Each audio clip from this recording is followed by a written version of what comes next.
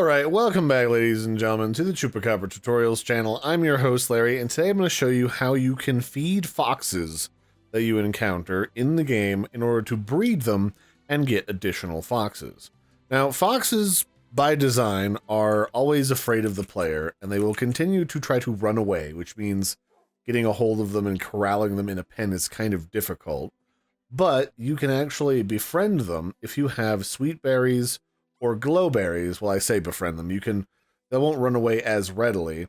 You can come up and you can breed them by feeding them a single berry of either the glowberries or the sweet berries. And then they will spit out a baby fox. Now, unfortunately, they'll never be fully tamed and they'll always try to run away from you unless you have something in your hand, like the berries. And you can find foxes in taigas, old-growth taigas, snowy taigas, and mountain groves.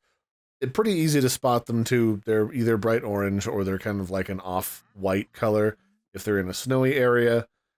And they're kind of fun to have around. They carry an item in their mouth, or they'll drop it if you give them food. And they're kind of fun.